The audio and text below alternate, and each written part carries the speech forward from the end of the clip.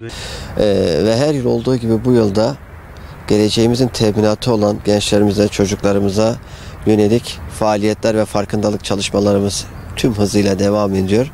Tabii bağımlılıklarla mücadeleden ifade edecek olursak, bağımlılık sadece sigara ya da alkol olarak toplumda böyle bir algı var. Bağımlılık yelpazesi maalesef günümüzde çok geniş.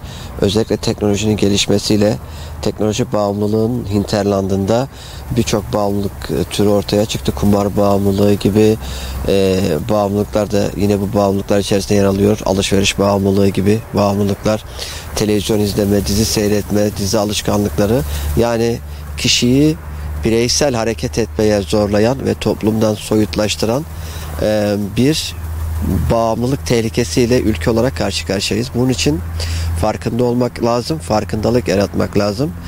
Bizim sağlıklı nesillere, sağlıklı bireylere, sağlıklı zihinlere ihtiyacımız var. Milli ve manevi değerlerini bilen, bunu gözeten ve bunu geleceğe aktarabilecek kapasitede insanlara ihtiyacımız var. Yeşilay aslında bu anlamda bunun için var.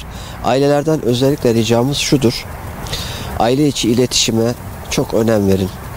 Bu iletişimsizlik çocukları aileden koparır ve kendisini dinleyecek başka mecralar aramaya başlarlar.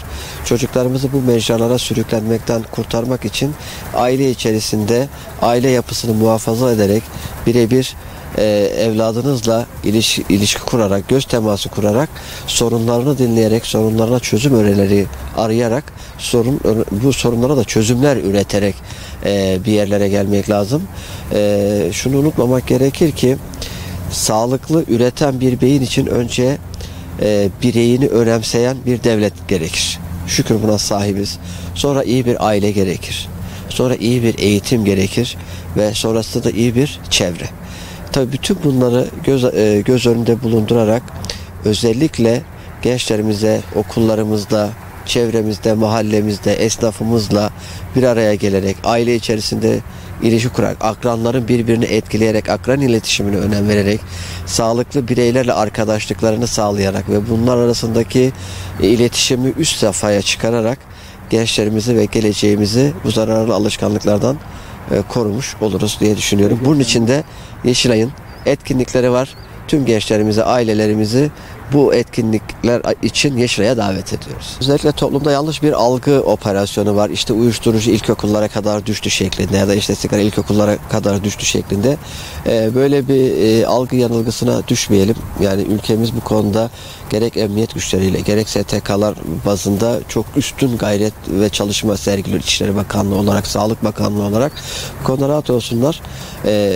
Ve şöyle söyleyelim, özellikle lise ve üniversiteden sonra böyle bir sıkıntıyla karşı karşıya kalabilme durumumuz var. Ama bu diğer Avrupa ülkeleriyle kıyaslandığında yok denecek kadar az. Şehrimiz açısından da ülke ortalaması %3 iken, Adıyaman için konuşuyorum bunu, %0,5 oranında böyle bir madde kullanımına yönelik bir bağımlılık yüzdemiz var. Bu da Adıyaman adına sevindirici. Peki efendim, şöyle bir şey soralım.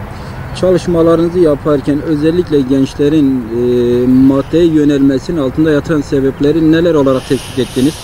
İlgisizlik. Yani her birey aslında önemsenmek ister. Bu fıtratımızda var, insanoğlu fıtratında var. Biz bu tür kardeşlerimize, yani kimse annesinden doğduğunda bağımlı doğmuyor maalesef.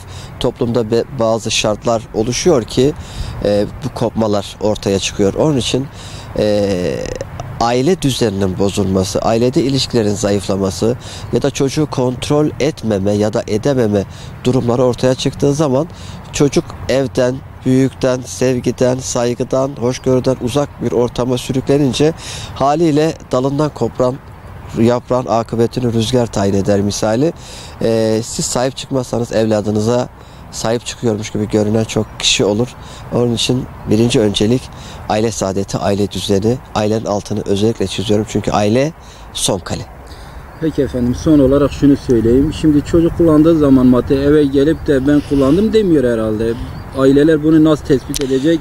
İlk aşamada nasıl farkına varabilirler? Ben teşekkür ediyorum. Bu konuda Yeşilay'ın başlattığı bir çalışma var. YEDAM projesi. Adıyaman'da da YEDAM'ın açılışının müjdesini daha önce vermiştik. En kısa sürede açılışı gerçekleştirilecek.